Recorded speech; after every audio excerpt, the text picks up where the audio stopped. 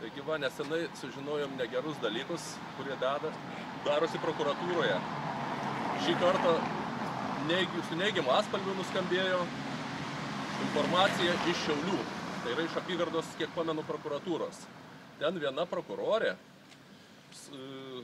sūnelis, tai yra jos, yra prisidaręs negerų dalykų. Jam turėjo būti iškelta baudžiamoji byla ir štai jinai yra nutraukiama.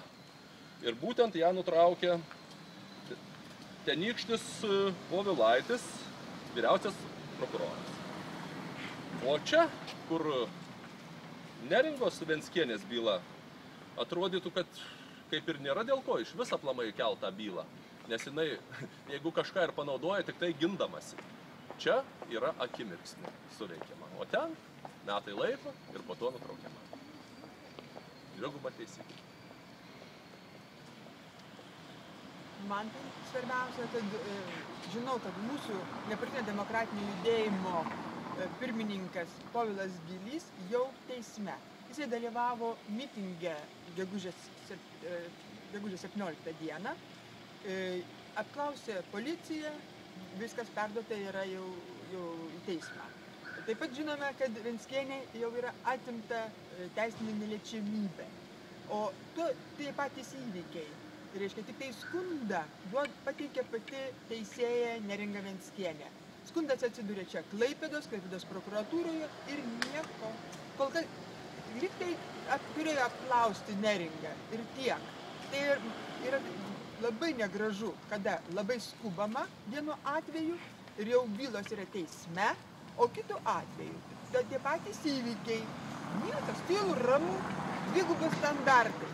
Kada baigsis, reiškia, tyčiojamasis iš mūsų, šiaip aplamai piliečių, ir dirbama, reiškia, tokiais pat sparčiais tempais visais atvejais. Aš motina kovojanti už tiesą ir teisingumą, už savo vaiko interesus. 4 metai kovoju ištisai, bet kova buvo prasminga, rezultatas pasiektas. Kadangi aš eilinė moteris, pensininkė, senoji, Venckienė teisininkė buvo sudarota, o aš niekas. Ir dar prieš Venckienę stoja visas pedofilijos klanas.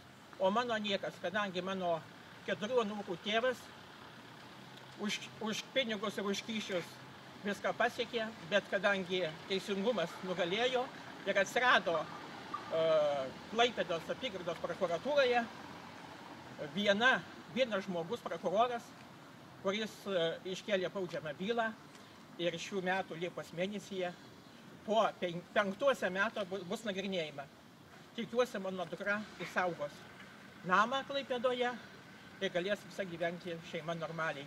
O Klaipėdos apygardos vyriausias prokuroras 4 metai, galiu atsirimti biškį, 4 metai, reiškia, vilkina procesą ir šių metų parašiau skundą generaliniam prokurorui dėl baudžiamos bylos iškėlimo teisėjai Karslauskienei ir vienam advokatui, persiuntė Klaipėdos apygardos prokuratūrai, vyriausiam prokurorui Danieliui, tas persiuntė vyriausiai prokurorai Pocieniai, Pocienė davė Sarpalienei ir ta po 3 dienų parašė nepradėti iki teisminio tyrimo, nėra nusikaltimo sudėties.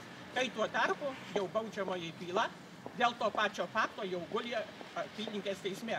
Tai reiškia, tai parodo, kad Klaipėdos apygardos prokuratūra mano atveju šioje byloje nieko nedirbo. 4 metai atrašinėjo nepradėti iki teisminio tyrimo, kadangi nėra nusikaltimo sudėties. Bet ačiū Dievui vienai prokurorai, kuri viską atskleidė. Ačiū jai. Taip. Ir naudojasi valstybės pinigais dar plius išlaikomi. Nieko nedarydami. Tikėsdami žmonių sveikatą. Nu ir ką? Gerai?